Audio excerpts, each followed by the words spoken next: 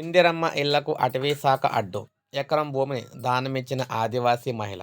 Revenue పట్టా ఉన్నప్పటికీ పనులను అడ్డుకున్న అధికారులు. సో మీరు చూసుకున్నట్లయితే అంతరించిపోతున్న తన జాతి బిడ్డలకు రాష్ట్ర ప్రభుత్వం మంజూరు చేసిన ఇందిరమ్మ ఇల్లు నిర్మించుకోవడానికి ఎకరం భూమి దానమిచ్చి ఓ ఆదివాసీ మహిళ చూపిన ఔదార్యం రాష్ట్ర స్థాయిలో ఆదర్శంగా నిలిచింది.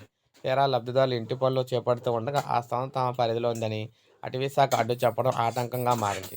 ఆదిలాబాద్ జిల్లా సత్నాల మండలం దుబ్బగూడ పంచాయతీ అనుబంధ గూడెం అయిన సహోజ్ గ్రామంలో చోటు చేసుకున్న ఈ ఘటన రెవెన్యూ అటవీ శాఖల మధ్య సమన్వయ లోపాన్ని ఎత్తి చూపిస్తుంది. ప్రభుత్వం దుబ్బగూడ కాలం కులం తెగకు చెందిన దుబ్బగూడ కులంకు చెందిన 16 మందికి జూన్లో ఇందిరమ్మ ఇల్లును మంజూరు చేసింది. వీరిలో 10 మందికి స్థలం లేక ఇళ్ల నిర్మాణం చెప్పట్లేదు. అదే గూడానికి చెందిన ఆత్రం లేతుబాయ్ అడవిని ఆనుకొని ఉండే సర్వే నెంబర్ మనం చూసుకుంటే ఒక నెంబర్లో తన ఎకరం భూమిని గత నవంబర్లో దానమిచ్చి సత్నాల తహసీల్దార్కు అఫిడవిట్ రాసిచ్చారు. కూలి పనిచేసే లేతుబాయి భర్త ఆత్రం జంగు ముగ్గురు కుమారులు సైతం ఇందుకు అభ్యంతరం అయితే చెప్పలేదు. ఈవిడే వచ్చిందనమాట. అయితే స్వయంగా జిల్లా కలెక్టర్ రాజర్షి షా నేతృత్వంలో నవంబర్ 11న సన్మానించి ఆమె త్యాగనిరతిని చాటి చెప్పడంతో ఓ స్వచ్ఛంద సంస్థ ఆమెకు రాష్ట్ర స్థాయిలో పురస్కారం సైతం ప్రదానం చేసింది. లేతుబాయికి సొంత ఇల్లు లేకపోవడంతో ఏళ్లుగా పూరి గుడిసెలోనే నివాసం ఉంటున్నారు.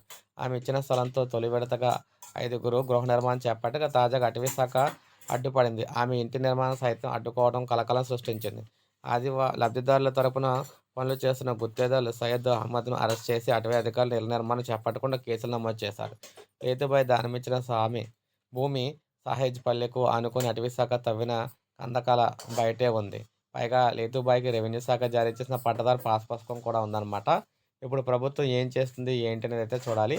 సో ఇది ఇళ్ళకి సంబంధించి అడ్డైతే రావడం జరిగింది.